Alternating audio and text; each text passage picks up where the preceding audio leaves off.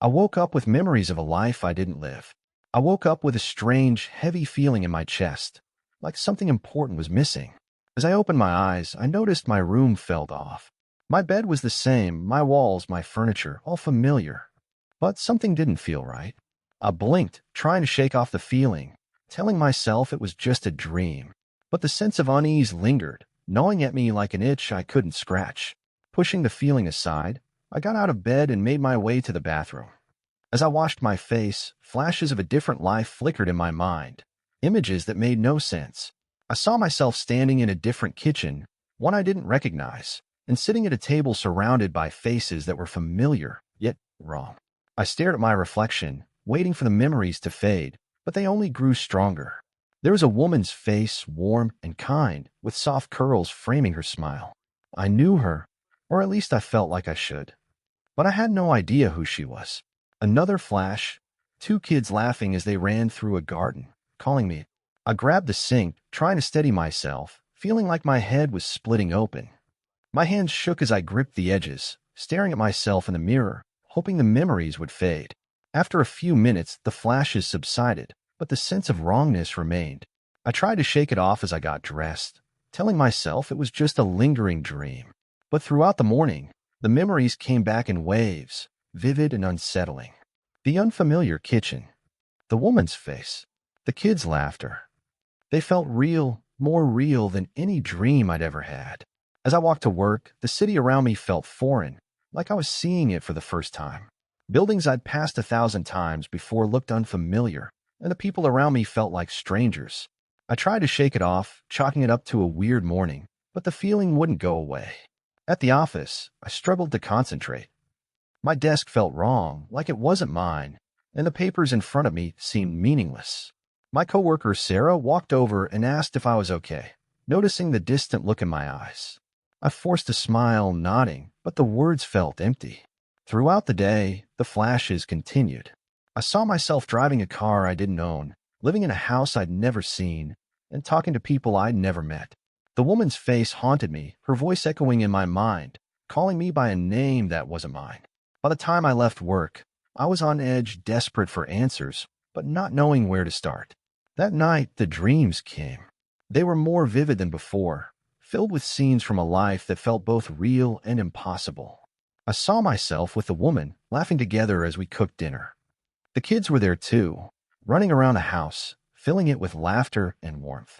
I felt a deep sense of love and belonging, stronger than anything I'd ever known. But when I woke up, the warmth faded, leaving me feeling empty and lost. Days turned into weeks, and the memories didn't fade. If anything, they grew stronger. I started keeping a journal, writing down every detail I could remember. The woman's name was Lily. The kids were Emma and Jake.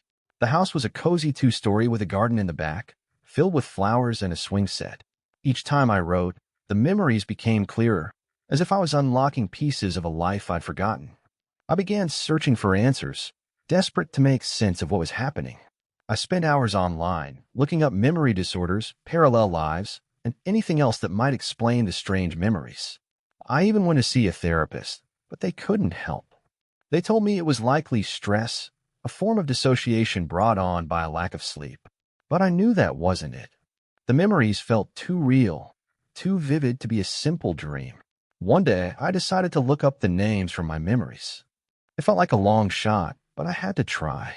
I searched for Lily, Emma, and Jake in every way I could think of, looking through social media, obituaries, and even old newspaper archives. Hours turned into days, and I found nothing. It was like they didn't exist, like they were only a figment of my imagination. But then, one night, I found something, a photo buried in an old newspaper article from a town I'd never been to. The picture was blurry, but I recognized the faces immediately. Lily, smiling with the same warmth I remembered, her arm around Emma and Jake. They looked exactly as they had in my memories. I stared at the screen, my heart racing, unable to believe what I was seeing. The article was about a house fire, a tragedy that had taken place over a decade ago. According to the article, a woman named Lily had lost her life, along with her 2 children, in a fire that destroyed their home. My heart sank as I read the details, the reality of it hitting me like a punch to the gut. The family I'd been dreaming about was gone, their lives cut short in a way I couldn't understand. But if they were gone, then why did I remember them? Over the next few days, I became obsessed with learning everything I could about them. I combed through every article, every record, piecing together their lives. Lily had been a teacher, loved by her students and respected in the community. Emma was 8, a sweet girl who loved drawing, and Jake was 6, full of energy and curiosity. They were a family, a loving, close-knit family, and somehow I felt like I had been a part of it. The more I learned, the more the memories haunted me. I saw myself playing with the kids in the backyard, tucking them in at night, and holding Lily close as we whispered about our dreams for the future. The pain of losing them was raw, as if I had truly lived that life and lost them myself. One night, as I lay in bed, I felt an overwhelming urge to visit their town, to see the place where they had lived. I packed a bag and left the next morning, feeling a pull I couldn't explain. The town was small and quiet, filled with old houses and tree-lined streets. As I walked through the neighborhood, everything felt familiar, like I'd been there before. I found their house, or what was left of it. The foundation was still there, covered in weeds and surrounded by a rusty fence. The air felt heavy, filled with the weight of memories I couldn't shake. I stood there, staring at the empty lot, feeling a connection I couldn't explain. As I stood there, an older woman approached me, her face kind but cautious. She asked if I was lost, and I shook my head, unsure of what to say. Eventually, I told her I'd read about the fire and wanted to pay my respects. Her expression softened, and she introduced herself as Mrs. Miller, a neighbor who had known the family well. They were a wonderful family, she said softly, her eyes distant. Lily was the kindest person you'd ever meet, and those kids, they were angels. I nodded, feeling a lump in my throat. I feel like I know them, I admitted, struggling to find the right words. Like they were a part of my life. She looked at me, her eyes filled with a strange mix of sympathy and curiosity. Sometimes, love finds a way to reach us, even from beyond. Maybe they wanted you to remember them, to keep their memory alive. Her words struck me, resonating with something deep inside me. I didn't know if I believed in the supernatural, but her explanation made sense in a way nothing else had. Maybe somehow Lily and her children had left a part of themselves with me, a part that would live on through my memories. I stayed in the town for a few days, visiting the places I remembered from my visions, the park where we'd played, the school where Lily had taught, the cafe where we'd laughed over coffee. Each place felt like a piece of a life I had once lived, a life that was now gone but not forgotten. When I returned home, I felt a sense of peace I hadn't known before. The memories still came, but they no longer haunted me. Instead, they felt like a gift, a reminder of a love that had transcended time and loss. I kept Lily's memory alive in my heart, carrying her and the children with me, grateful for the brief glimpse of a life that might have been. And though I would never fully understand why I remembered them, I knew that their story had become a part of mine, a part that would stay with me forever. After returning home, the memories still visited me, but now they felt different. The pain was still there, but it was softer, like a distant echo. The flashes of that other life, the life with Lily, Emma, and Jake, felt more like tender memories than haunting visions. I found myself revisiting them at times, allowing myself to feel the love, warmth, and connection that came with each one. They were a part of me now, woven into the fabric of my life, no longer something I wanted to forget or dismiss. I started keeping a journal, filling it with everything I could remember about them. Every detail, every scene, every moment of joy or laughter I could recall found a place on those pages. It became my ritual, a way to honor their memory, to keep them alive in the only way I could. Each night, I would write, letting the memories flow, allowing myself to relive the life that might have been. It felt like a way of telling their story, of keeping their legacy alive. The journal became something precious to me, a bridge between my world and theirs. I'd read over passages, memories of quiet mornings with Lily as we sipped coffee and watched the sunrise, of Emma proudly showing me her drawings, each one filled with the wild imagination only a child could have, and Jake, his boundless energy lighting up every room, his laughter contagious and pure. They were more than just memories now. They were a part of me, guiding me, shaping the way I saw the world. Months passed, and I found myself thinking differently about life. Small things that had once annoyed me became reminders of the fleeting beauty in every moment. I started to see life through a new lens, one filled with appreciation and gratitude. I smiled more, reached out to old friends, reconnected with family members I hadn't spoken to in years. It was as if Lily and the kids had left me with a gift, a reminder of what truly mattered, of the love and connection that made life meaningful. One evening, I decided to visit a local art gallery. As I walked through the halls, admiring the paintings and sculptures, a piece caught my eye. It was a small, vibrant painting of a family, a mother, a father, and two children, playing together in a garden. The colors were bright and joyful, capturing a moment of pure happiness. I felt an overwhelming sense of connection to the piece, as if it were a mirror of the life I remembered. I stood there for a long time, taking it in, feeling a warmth fill my heart. Without thinking, I bought the painting. It became a part of my home, a daily reminder of the life I carried within me. Each time I looked at it, I felt Lily's presence, the children's laughter, and the love that had somehow bridged the gap between our worlds. As the years went by, I continued to honor their memory. I volunteered at local schools, helping with art projects, inspired by Emma's love for drawing.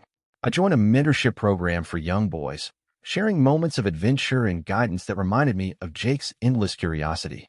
And in every interaction, every act of kindness, I felt a piece of them with me, guiding me, reminding me of the beauty and depth of love. Sometimes, in quiet moments, I would talk to them as if they were still here. I'd tell them about my day, share my dreams, my fears, my hopes. I'd imagine Lily's soft voice, her words of encouragement, her gentle laughter.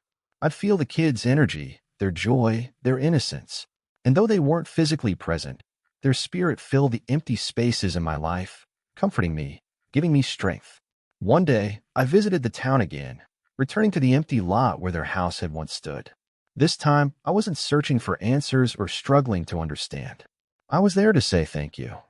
I knelt down, placed a small bouquet of wildflowers on the ground, and whispered my gratitude.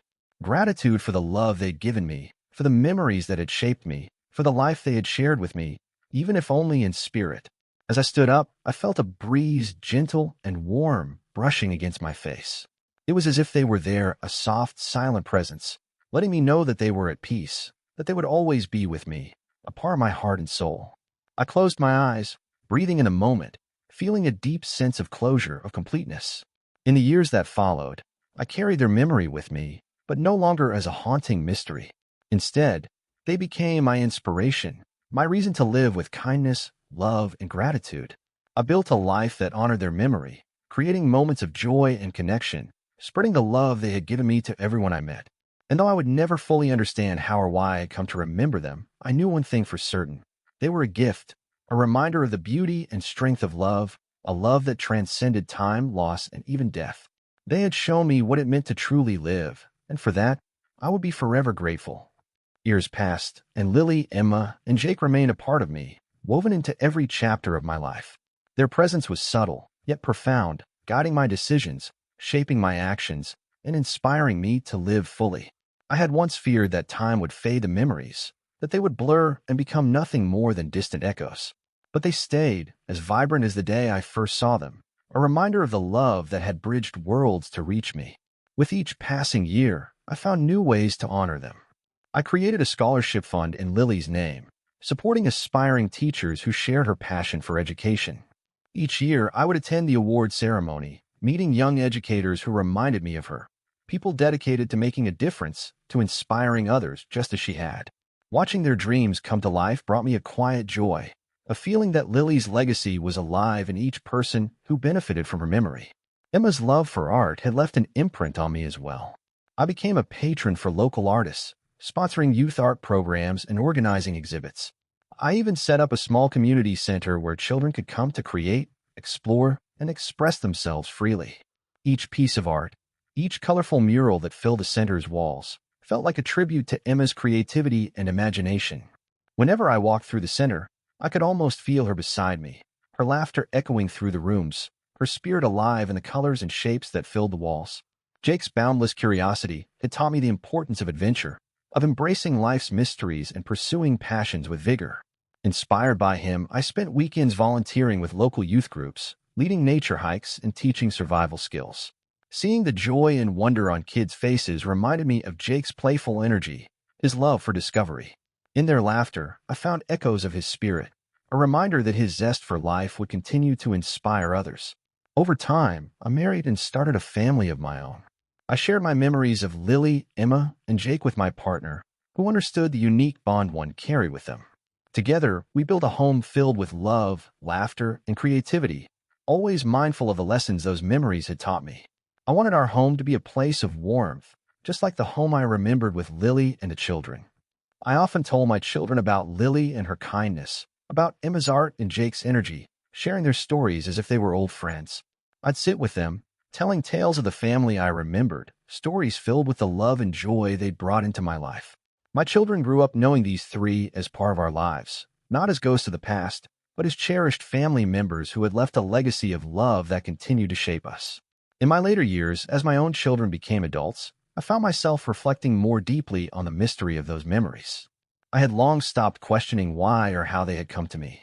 Instead, I embraced them as a blessing, a reminder of the beauty of connection and the impact of love, even beyond time and place. I knew that these memories had given me purpose, a reason to live with compassion and joy, to build a life filled with meaning and gratitude. One evening, as I watched a sunset from my porch, I felt a gentle presence, like a whisper in the breeze. It was familiar, comforting, a sensation that brought a smile to my face. I closed my eyes, letting the warmth wash over me, knowing that Lily, Emma, and Jake were still with me, their love as strong as ever.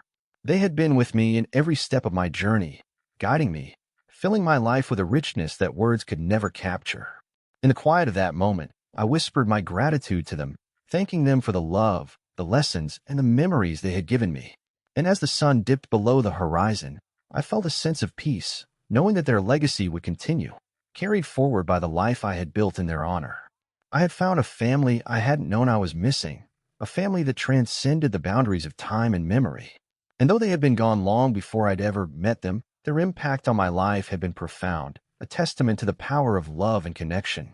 They would live on through me and through everyone whose life they had touched, even if only through my stories.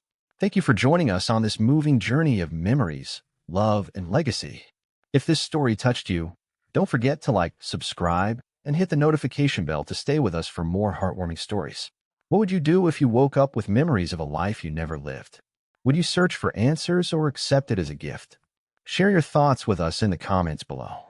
Remember, sometimes the greatest gifts are those we can't explain, the connections that come to us in mysterious ways. Thank you for watching, and stay tuned for more stories of resilience, compassion, and life's wonders. Until next time, take care, and remember, love can bridge any distance, and its legacy lives on in every heart it touches. Subscribe for more unforgettable stories.